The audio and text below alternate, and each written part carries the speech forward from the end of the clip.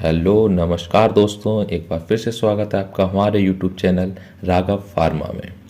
तो दोस्तों, जैसे हमने लास्ट वीडियो में बात की थी बियर्स और लैम्बर्ट्स लॉ की, अब दोस्तों एक और इम्पॉर्टेंट टॉपिक आता है हमारे सामने, जो है instrumentation of UV visual spectroscopy. दोस्तों आज हम लोग इस वीडियो में ये टॉपिक कंप्लीट करेंगे, जिसके बाद हमारा एक फर्स्ट यूनिट का पहला चैप्टर फिनिश हो जाएगा दोस्तों।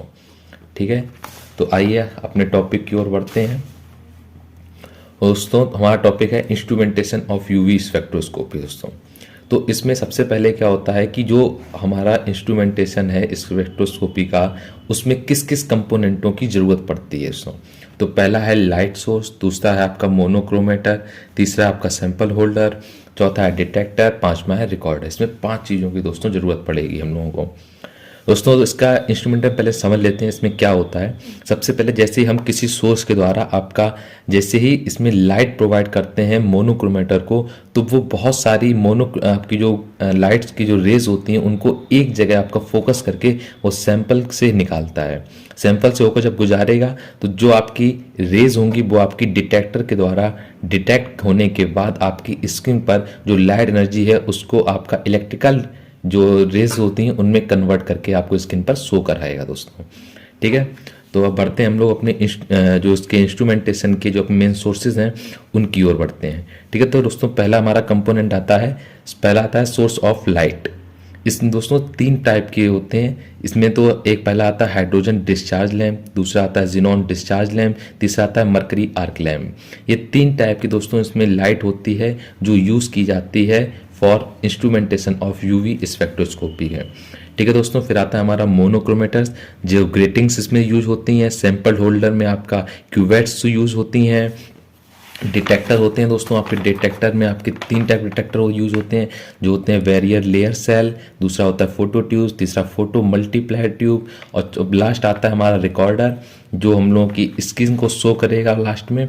वो आपका आते हैं 2 टाइप के, पहला होता है single beam UV spectrophotometer, second आता है डबल बीम यूवी स्पेक्ट्रोफोटोमीटर दोस्तों।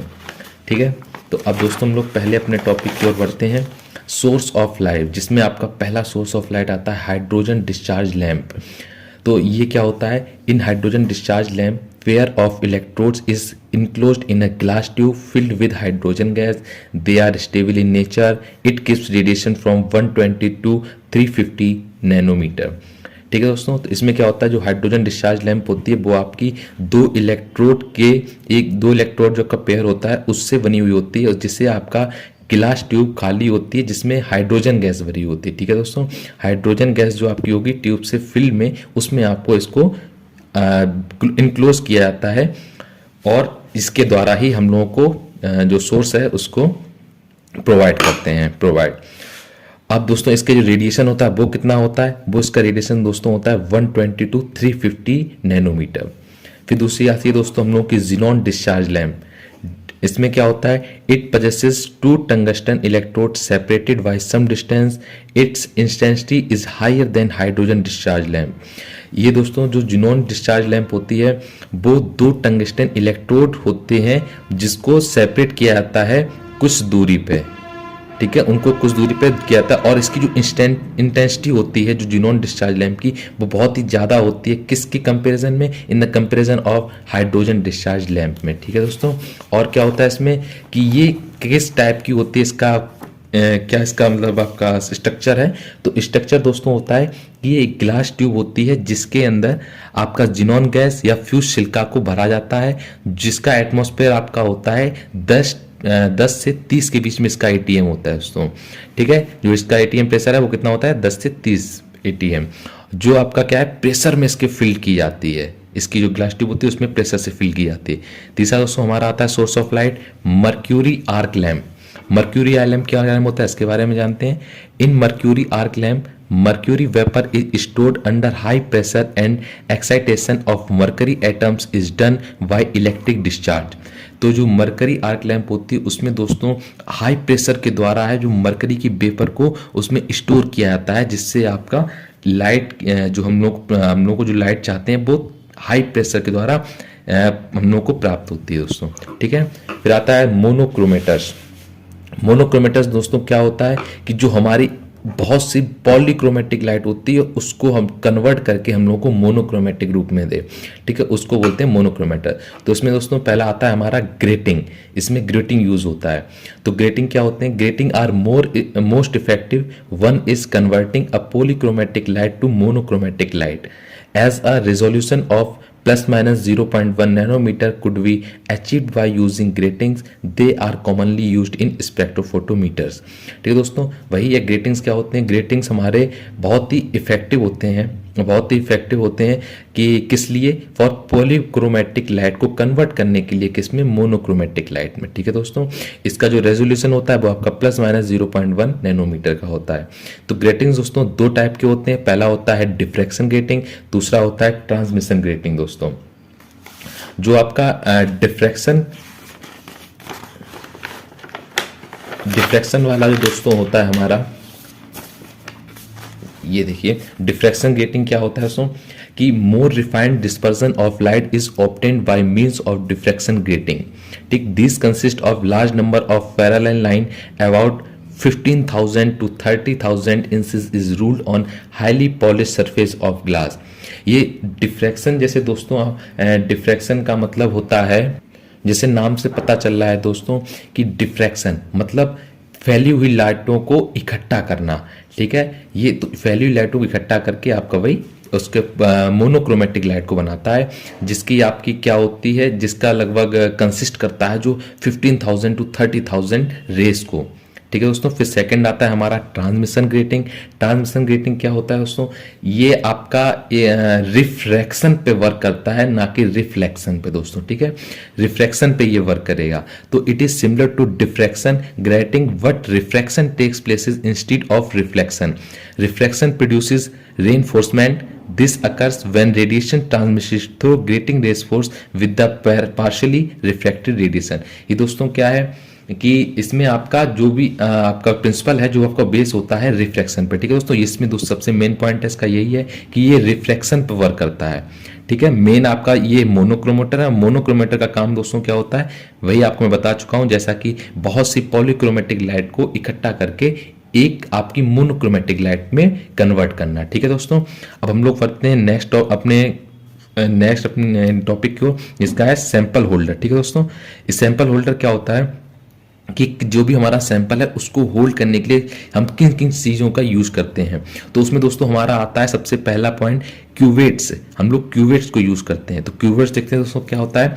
The cuvettes are used for handling liquid samples. The cuvettes may either be rectangular. फिर नेक्स्ट दोस्तों आता है for study in UV rain the cells are prepared from quartz और fuse silica whereas colour connected fuse glass is used for visual rain। फिर दोस्तों आता है the surface of absorption cell must be keep clean so prints of the fingers should be present on cuvettes. ठीक है, cleaning is carried about washing with distil water और with dilute alcohol acetone. ठीक दोस्तों, तो जो आपका cuvettes होते हैं वो किस लिए यूज होते हैं? जो आपका क्यूवेट्स होता है वो यूज होता है लिक्विड सैंपल को हैंडलिंग करने के लिए। ठीक है दोस्तों, और जो क्यूवेट्स होती हैं वो आपकी या तो रेक्टेंगुलर हो सकती हैं या फिर आपकी सिलेंड्रिकल स्ट्रक्चर में आपकी हो सकती हैं। और दोस्तों आपका आता है कि जो क्यूवेट्स होती है वो आपकी किससे बनी होती है? तो क्यूवेट्स आपकी क्वार्ट्ज से बनी होती है या फिर फ्यूज सिलिका से, जिसका कलर आपका ट्रांसपेरेंट होता है। ठीक है दोस्तों, और दूसरी चीज सबसे मेन चीज इसमें आती है कि क्यूवेट्स को बहुत ही साफ रखना चाहिए। इस पे कोई भी फिंगरप्रिंट्स आपके प्रेजेंट नहीं होने चाहिए और इसको प्रॉपर क्लीन होना चाहिए। या तो आप इसे क्लीन कर सकते हैं डिस्टिल वाटर की हेल्प से, या फिर आप डाइल्यूटेड अल्कोहल की हेल्प से, या फिर एसीटोन की हेल्प से दोस्तों। ठीक है, नेक्स्ट पॉइंट हमारा आता है डिटेक्टर्स। डिटेक्टर्स क्या होते हैं? device which converts light energy into electrical signal that are displayed on readout devices. The transmitted radiation falls on the detector which determines the intensity of radiation absorbed by sample। ठीक है दोस्तों, तो जो detectors होते हैं वो क्या होते हैं कि ऐसी डिवाइसेस जो हमारी लाइट एनर्जी को कन्वर्ट करते हो इलेक्ट्रिकल सिग्नल में, और जो हमारी सोर्स कर दें रीड आउट डिवाइसेस या स्क्रीन पर, उनको हम डिटेक्टर्स बोलते हैं।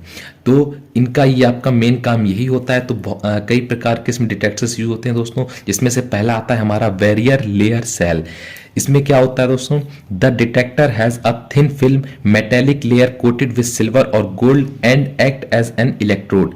It also has a metal base plate which act as another electrode. दोस्तों इसमें क्या होता है, जो आपकी बैरियर लेयर सेल होती है उसमें आपका जो एक आपकी लेयर होती है वो आपके सिल्वर या गोल्ड से बने होते हैं जो इलेक्ट्रोड का काम करते हैं। एंड देन सेकेंड जो अनदर आपकी जो आपकी प्लेट हुई है वो एक मेटेलिक बेस की प्लेट होती है जो आपका है इलेक्ट्रोड का काम करती है।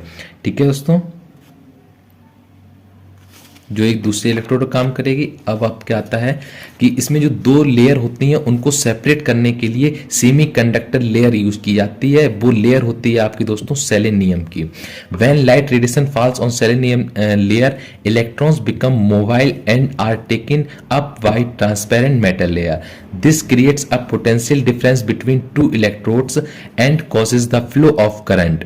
When it is connected to galvanometer, a flow of current observed which is proportional to the intensity and wavelength of light falling on it.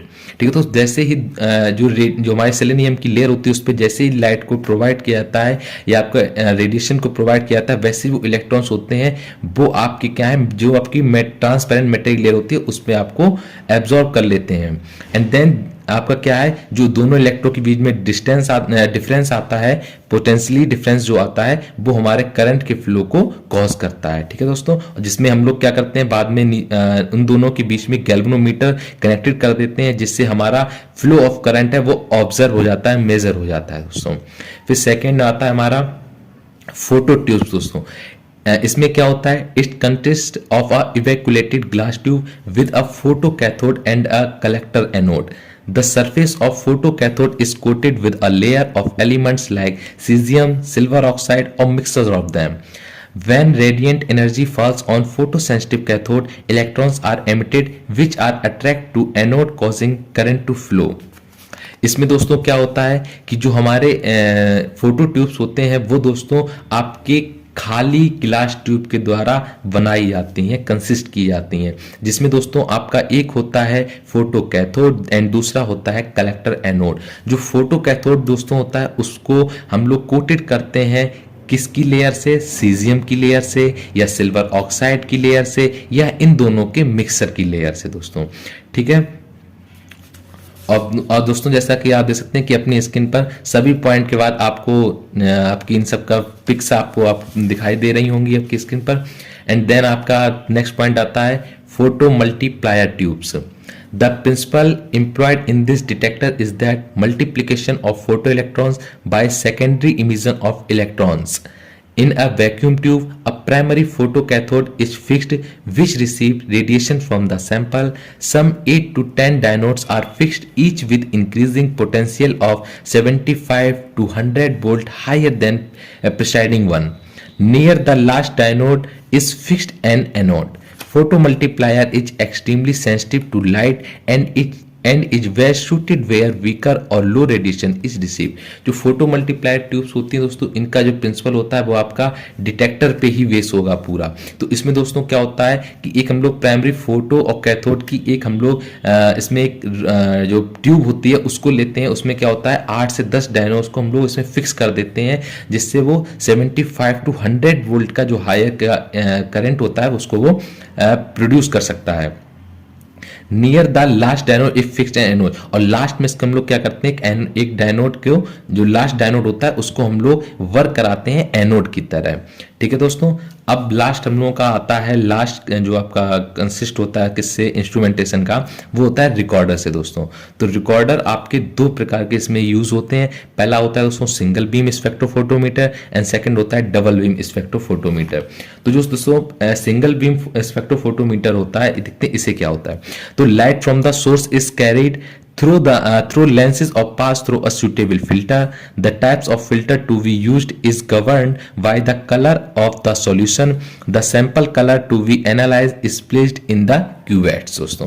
ठीक है, तो सिंगल बीम दोस्तों क्या होता है कि इसमें हम लोग सैंपल को अलग हम लोग एब्जॉर्प्शन इसका पता करते हैं और जो स्टैंडर्ड होता है उसको अलग उसका एब्जॉर्प्शन पता करते हैं। फिर दोनों को जो दोस्तों एब्जॉर्प्शन रेट आता है निकल के, उन दोनों को हम लोग क्या करते हैं, कंपैरिजन करते हैं। कंपैरिजन होने के बाद ही इसकी रीडिंग को निकाल के एक बीम में इकट्ठा किया जाता है, जिससे हम लोग को सिंगल बीम के द्वारा इसकी रीडिंग को पता चलता है। फिर दोस्तों हमारा नेक्स्ट पॉइंट आता है डबल बीम स्पेक्ट्रोफोटोमीटर। इसमें क्या होता है, double beam instrument is the one in which two beams are formed in the space by a U-shaped mirror called as beam chopper. Chopper is a device consisting of a circular disc. 1/3 of the disc is occupied and 1/3 is transparent and remaining 1/3 is mirrored. It splits the monochromatic beam of light into two beams of equal intensity. दोस्तों double beam spectrophotometer में क्या होता है कि इसमें दोनों जो हमारा एक सैंपल है एक स्टैंडर्ड है, उन दोनों को हम लोग रख करके साथ में एब्जॉर्प्शन को पता कर सकते हैं दोस्तों। ठीक है, और इसमें क्या होती है, एक जो डिस्क लगी होती है सर्कुलर, उसमें जो 1/3 उसका पार्ट होता है दोस्तों वो ओपेक होता है। इसका मतलब अपारदर्शी, जिससे हम लोग उसके पार नहीं देख सकते हैं। जो सेकंड 1/3 आपका पार्ट हुआ वो होता है आपका ट्रांसपेरेंट यानी पारदर्शी, जिसके मार पार देख सकते हैं। और जो बचा हुआ 1/3 पार्ट होता है दोस्तों वो आपका मिरर्ड होता है, यानी कि जिसके हम लोग आर पार तो नहीं देख सकते हैं, बट हम लोग जैसे मिरर होता है उसकी तरह इसका एक साइडेड हम लोग देख सकते हैं। ठीक है दोस्तों, तो जैसा कि आपने इस वीडियो में देखा कि मैंने आपको इंस्ट्रूमेंटेशन ऑफ यूवी स्पेक्ट्रोस्कोपी बताया, इसके सारे पार्ट्स के आपके साथ में आप वीडियो के साथ में आपको इसके सारे पिक्स दिखती रहीं, जिससे आप अपने नोट्स आसानी से बना सकते हैं। और दोस्तों इसे रटिएगा नहीं, रटने की कोशिश मत कीजिएगा, बिल्कुल इसकी जो वर्किंग प्रोसेस है केवल आप उसको समझिए और अपनी केवल लैंग्वेज में ही अपने सेंटेंसेस को बनाइएगा एग्जाम में, जिससे आपके इंस्ट्रूमेंटेशन रटने में बिल्कुल भी आपकी जरूरत नहीं पड़ेगी। आराम से उसके इंस्ट्रूमेंटेशन को आप याद कर सकते हैं। केवल जो आपका मेन आपका इंस्ट्रूमेंटेशन है दोस्तों, बस ये डायग्राम जो कि आप हमारे थंबनेल में भी देख सकते हैं, और ये मेन इंस्ट्रूमेंटेशन है, सो केवल इसको याद रखिएगा, इसकी वर्किंग को याद रखिएगा, इसकी इंस्ट्रूमेंटेशन को याद रखिएगा। बाकी दोस्तों ऑटोमेटिक आपका पूरा कंप्लीट हो जाएगा। बाकी दोस्तों अब हम लोग का पहला चैप्टर फर्स्ट यूनिट का दोस्तों खत्म हो चुका है। अब हम लोग नेक्स्ट वीडियो में दोस्तों बात करेंगे, जो हमारा अगला चैप्टर आता है फ्लोरोमेट्री दोस्तों। ठीक है, फ्लोरोमेट्री में हम लोग नेक्स्ट जल्द ही टॉपिक क्लियर करेंगे। बाकी दोस्तों उम्मीद करते हैं वीडियो आपको अच्छी लगी हुई होगी। बाकी अपने दोस्तों को ये वीडियो शेयर कीजिएगा, चैनल को सब्सक्राइब कीजिएगा, वीडियो को लाइक कीजिएगा। थैंक यू दोस्तों।